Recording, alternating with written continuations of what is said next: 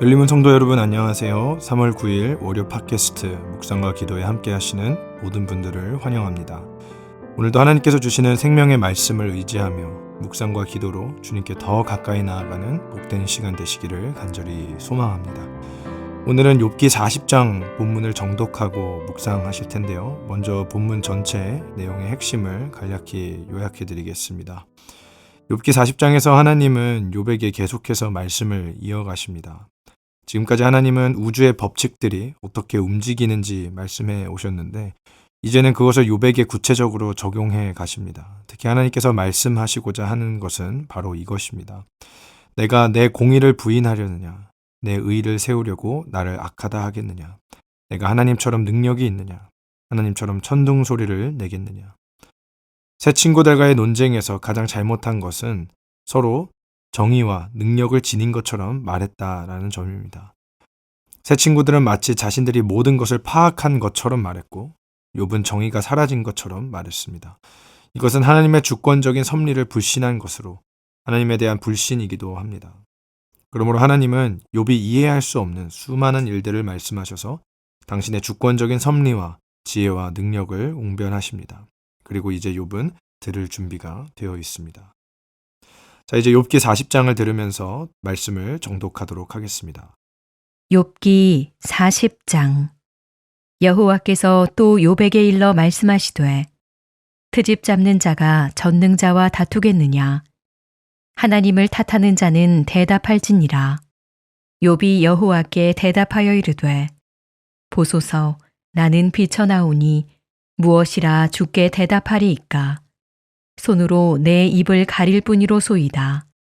내가 한 번 말하였사온즉 다시는 더 대답하지 아니하겠나이다.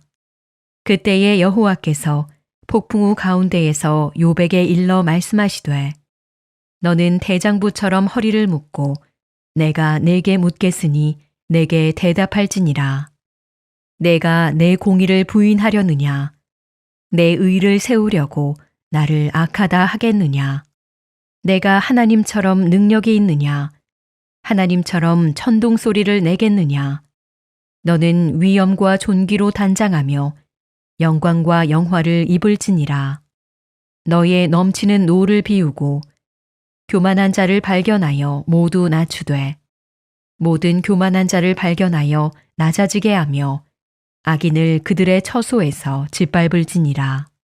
그들을 함께 진토에 묻고 그들의 얼굴을 싸서 은밀한 곳에 둘지니라. 그리하면 내 오른손이 너를 구원할 수 있다고 내가 인정하리라. 이제 소같이 풀을 먹는 베헤못을 볼지어다. 내가 너를 지은 것 같이 그것도 지었느니라. 그것의 힘은 허리에 있고 그 뚝심은 배의 힘줄에 있고 그것이 꼬리치는 것은 백향목이 흔들리는 것 같고 그 넓적다리 힘줄은 서로 얽혀 있으며 그 뼈는 놋관 같고 그 뼈대는 쇠막대기 같으니 그것은 하나님이 만드신 것 중에 으뜸이라. 그것을 지으신 이가 자기의 칼을 가져오기를 바라노라. 모든 들짐승들이 뛰노는 산은 그것을 위하여 먹이를 내느니라. 그것이 연잎 아래에나 갈대 그늘에서나 늪 속에 엎드리니 연잎 그늘이 덮으며 시내 버들이 그를 감싸는도다. 강물이 소용돌이 칠지라도 그것이 놀라지 않고 요단 강물이 쏟아져 그 입으로 들어가도 태어나니 그것이 눈을 뜨고 있을 때 누가 능히 잡을 수 있겠으며 갈고리로 그것의 코를 꿰을 수 있겠느냐. 욥기 40장을 읽으면 먼저 기억해야 할 것은 하나님은 욥에게 왜, 이 why의 설명을 길게 해주시기보다 욥의 자리를 깨닫게 하신다라는 사실입니다. 하나님을 향해 항변했던 욥을 하나님을 재판하려는 자리에서 내려오게 하시고 피조물의 자리를 지키게 하시죠. 그래서 말씀을 통해서 첫 번째로 기억해야 할 것은 하나님의 인도하심을 항변하기 전 그분의 뜻과 계획을 잠잠히 신뢰해야 한다는 사실입니다. 본문 40장은 이렇게 시작합니다. 하나님이 욥에게 질문하시죠. 트집 잡는 자가 전능자와 다투겠느냐? 하나님을 탓하는 자는 대답할지니라. 여기서 중요한 사실은 하나님이 욥을 조롱하려는 것이 아닙니다. 하나님은 욥의 마음속 깊은 곳에 있었던 한 가지 사실을 드러내십니다. 내가 지금 정말 원하는 것이 질문에 대한 답인지 아니면 내가 틀렸고 너가 옳다는 판결인지를. 그래서 욥은 이렇게 대답합니다. 4절 말씀에 보소서 나는 비쳐나오니 손으로 내 입을 가릴 뿐이로소이다. 더 대답하지 않겠나이다 라는 태도로 하나님께 말씀하고 있죠.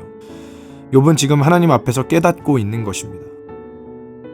내가 하나님께 질문한다고는 했지만 어느 순간 내 마음은 하나님을 피고석에 앉히고 있었구나. 하나님을 향해 이렇게 하셨어야죠 라고 말하고 있었구나를 깨닫는 중입니다. 우리도 비슷할 때가 있지 않습니까? 기도를 하는데 어느 순간부터 기도가 간구가 아니라 논쟁과 항변이 될 때가 많이 있죠. 하나님 이렇게 해주셨어야죠. 하나님 이거는 말이 되지 않지 않습니까? 하나님 제가 옳고 마치 하나님이 틀린 것처럼 느껴집니다. 우리의 기도가 이렇게 바뀌는 순간 사실 우리는 하나님을 신뢰하는 것이 아니라 하나님을 심판하는 자리에 서고 있는 것입니다. 그런데 오늘 본문에서 하나님은 욥을 꺾어버리려고 하시는 게 아니라 욥을 살리기 위해서 그 자리를 바꾸어 주시죠. 그리고 하나님의 말씀의 중심에 바로 이 메시지가 담겨 있습니다. 욥아, 너는 피조물이고 나는 창조주다. 너는 이해할 수 없는 영역이 있고 나는 모든 것을 아는 전능한 하나님이다. 따라서 욥이 손으로 입을 가리는 것은 진정한 믿음의 시작이며 결단입니다. 이해할 수 없는 순간이 닥쳐올 때 우리의 항변과 불평을 잠시 멈추며 하나님의 전능함을 신뢰하고 기다리는 성도님들의 삶이 되기를 간절히 소망합니다. 말씀을 통해서 두 번째로 생각해 보고 싶은 것은 이것입니다. 내가 바로잡고자 하는 공의의 기준을 내려놓고 오직 주님의 공의에 맡겨야 한다는 사실입니다. 하나님은 6절에서 다시 폭풍 가운데 말씀해 주시죠. 그리고 8절에서 이렇게 물으십니다. 내가 내 공의를 부인하려느냐? 내 의를 세우려고 나를 악하다 하겠느냐? 이 질문은 아프지만 정확한 질문입니다. 왜냐하면 우리는 종종 이런 방식으로 하나님을 대하기 때문이죠. 그래서 하나님은 욥에게 이렇게 말씀하시는 것처럼 들립니다. 좋다 욥아, 내가 정말 정의를 집행할 수 있다고 생각하느냐? 그럼 너도 한번 나처럼 해보아라. 그리고 이어지는 11절로 12절의 흐름에서 말씀하십니다. 교만한 자를 낮추고 악한 자를 눌러서 공의를 세워보라고 말이죠. 하지만 다시 한번 여기서 하나님은 욥을 망신 주려는 것이 아닙니다. 하나님은 인간의 한계를 가르치고 계신 것이죠. 우리는 정의를 말합니다. 그리고 실제로는 통제를 원할 때가 많습니다. 내가 옳다는 걸 증명하고 싶고 미워하는 타인을 꺾어버리고 싶고 세상이 내 기준대로 돌아가기를 원하죠. 하지만 하나님은 말씀하십니다. 너는 악을 완전히 제압할 수 없다. 너는 교만을 뿌리째 뽑을 수 없다. 너는 너의 힘으로 세상을 공의롭게 만들 수 없다고 말입니다. 하지만 이 말씀은 결코 절망이 아니라 오히려 우리에게 자유와 해방감을 안겨다 줍니다. 왜냐하면 내가 공의를 완성해야 한다는 부담이 내려가게 될 때에 우리는 비로소 하나님께 모든 것을 맡길 수 있기 때문입니다. 우리 안에 이런 마음이 있지 않은지 말씀 앞에 돌아봤으면 좋겠습니다. 내가 심판자처럼 살려는 마음, 내가 정의의 주인 행세를 하며 누군가를 마음속에서 계속 유죄 판결하려는 마음, 이 모든 마음을 우리가 주님 앞에 내려놓기를 원합니다. 우리의 좁은 시야와 판단력이 아닌 전능하신 하나님의 지혜와 공의를 전적으로 신뢰해야 하는 것이죠. 그래서 로마서 11장은 이렇게 말씀합니다. 깊도다 하나님의 지혜와 지식에 풍성하며 그의 판단은 헤아리지 못할 것이며 그의 길은 찾지 못할 것이로다. 오늘 하루도 모든 판단의 주권을 하나님 말씀 가운데서 발견할 수 있기를 간절히 축원합니다. 마지막으로 본문 말씀을 통해서 우리는 통제 불가능한 두려움 앞에서도 담대히 하나님을 신뢰해야 한다는 사실을 깨닫습니다. 마지막 15절부터 이어지는 말씀에서 하나님은 베헤못이라는 동물을 소개하십니다. 종종 하마로 이해되는 동물이라고 학자들은 이야기하는데요. 그리고 어떤 학자들의 설명에 따르면 고대에서 이 베헤못, 하마류의 동물은 혼돈의 상징처럼 연결되기도 했다고 합니다. 여기서 핵심은 베헤못은 강력하고 위협적이며 인간이 쉽게 다룰 수 없는 존재라는 사실입니다. 우리의 삶에도 이러한 베헤못이 있지요. 해결되지 않은 건강의 문제, 끝이 안 보이는 재정 부담, 관계의 상처, 오해, 공격, 혹은 사역의 무게, 자녀의 미래에 대한 불안. 이처럼 내가 아무리 애써도 통제되지 않는 문제들이 참 많이 있습니다. 하나님은 욥에게 베헤못을 보여주시면서 이렇게 말씀하시는 것이죠. 너는 이것들을 통제할 수 없지만 나는 이것도 내 손안에 있다. 이게 무슨 뜻일까요? 하나님은 혼돈과 어려움 자체를 좋은 것이다, 좋다라고 말씀하시진 않지만 혼돈이 하나님의 계획을 결코 무너뜨릴 수 없도록 다스리시며 통제하시는 분이십니다. 그래서 오늘 말씀을 통해 불가능하고 통제 불능한 영역에서도 끝까지 하나님을 신뢰해야 함을 깨닫습니다. 오늘 주신 말씀을 통해서 우리는 복음의 메시지를 발견할 수 있습니다. 욥이 항변과 하나님의 말씀 앞에 비로소 그의 입을 열지 않기로 작정했던 것과 달리 우리 주 예수님께서는 억울한 고난 중에도 결코 입을 열지 않으셨습니다. 이사야서 53장 7절 말씀에 기록된 것처럼 그가 곤욕을 당하여 괴로울 때에도 그의 입을 열지 아니하였으며 마치 도수장으로 끌려가는 어린 양과 털 깎는 자 앞에서 잠잠한 양같이 그의 입을 열지 아니하셨도다. 이것이 바로 우리 예수님께서 보여주신 모습이죠. 억울한 중에도 그리스도께서 당하신 침묵의 희생이 있기에 그분을 따라가는 성도의 삶에 억울함과 슬픔이 닥쳐와도 우리는 하나님의 뜻을 기다리며 잠잠해야 합니다. 그리스도께서 침묵하신 이유는 가장 공의하신 하나님 아버지의 뜻이 반드시 이루어질 것을 믿으셨기 때문이죠.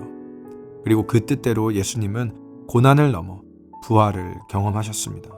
바로 그리스도의 의로움이 입증된 것입니다. 우리가 하나님께 항변하고 따지며 공의의 재판장이 되려는 이유는 결국 삶에 찾아오는 통제할 수 없는 일들에 대한 두려움 때문입니다. 내 삶이 혹시 망가질까봐, 내가 혹시 손해보게 될까, 하나님이 나를 버리시진 않을까 하는 염려와 걱정 때문이죠. 하지만 예수님께서 십자가에서 보여주신 것은 이것입니다. 하나님은 우리를 버리시는 분이 아니라 우리의 죄와 고통의 자리까지 들어오셔서 우리를 살리시는 분이라는 사실입니다. 그분이야말로 끝까지 침묵하며 하나님의 뜻을 신뢰하셨고 십자가 죽음 앞에서도 끝까지 공의의 아버지 하나님을 신뢰하셨으며 통제할 수 없는 죽음의 문제 앞에서도 사망에서 생명으로 옮기시는 하나님을 신뢰하셨습니다. 오늘 하루 욥의 모습을 통해 참 순종과 신뢰의 본을 완성하신 예수 그리스도를 기억하며 모든 상황 속에서도 하나님의 전지전능하심을 신뢰하는 성도님들 되시기를 주님의 이름으로 축원합니다.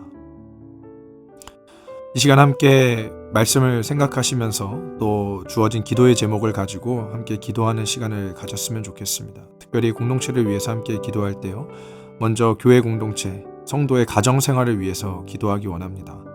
열린문의 부모들이 자녀들을 하나님의 말씀과 사랑으로 양육하며 자녀들은 올바른 가치관을 가지고 하나님을 경외하는 삶을 살아갈 수 있도록 함께 기도해 주십시오. 또 여러 국가들을 위해서 기도할 때 오늘은 교육을 위해서 함께 기도했으면 좋겠습니다. 가정과 학교에서 성경적 가치관을 거스르는 교육이 멈춰지게 하시고 특별히 성 정체성을 혼란스럽게 하는 악한 문화 속에 물들지 않도록 주님 지켜주시옵소서. 마지막으로 하나님 열방을 품고 기도할 때에 오늘 무슬림을 위한 30일 기도, 싱가포르의 무슬림 이주 근로자들을 위해서 함께 기도하기 원합니다. 싱가포르의 사람들이 자국에서 일하는 근로자들에게 더 큰 따뜻함과 존중을 보이며 복음을 전하게 하시고 예수님을 사랑하게 된 무슬림들이 자신의 고국에서도 담대히 믿음을 나눌 수 있게 인도하소서. 우리 시간 함께 기도하겠습니다.